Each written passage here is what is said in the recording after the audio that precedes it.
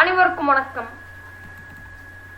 நம்ம இந்த 63 நாயனார்கள் வரிசையில இன்று 39வது நாயனாரா எந்த நாயனாரை பத்தி பார்க்க போறோம்னா,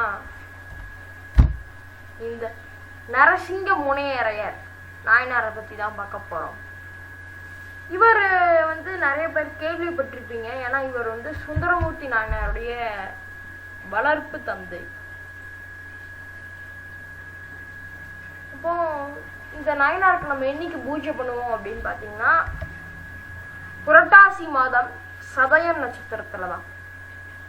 இவர் மாசி மாதம் ரோகிணி நட்சத்திரத்துல திருநாளவூர் அப்படிங்கிற ஊர்ல தான் பிறந்தாரு.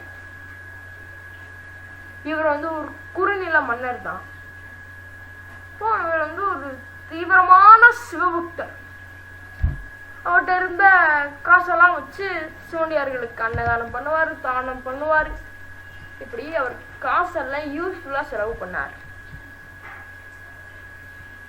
அது மட்டும் இல்லாம திருவாதிரை நட்சத்திரம் நடராஜர் பெருமானுக்கு உகுந்த நட்சத்திரம். அதனால் இந்த திருவாதிரை நட்சத்திரம் அன்னைக்கு எல்லா சிவனடியார்களுக்கும் இவர் 100 பொற்காசுகள் கொடுப்பார். அதனால சிவனடியார்கள் எல்லாருமே இவர்கிட்ட வாங்கிட்டு போவாங்க.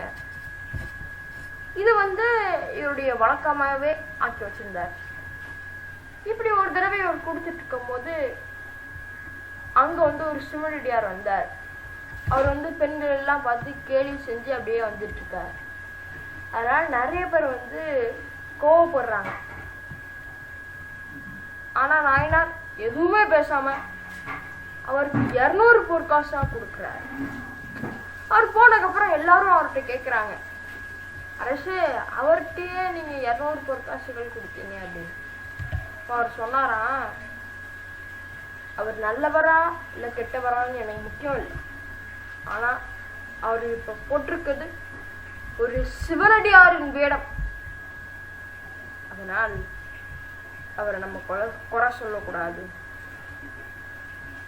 அப்படின்னு சொல்றார். இதே மாதிரி ஒரு நாயனாருடன் நாளை உங்களை சந்திக்கிறேன். நன்றி, வணக்கம்.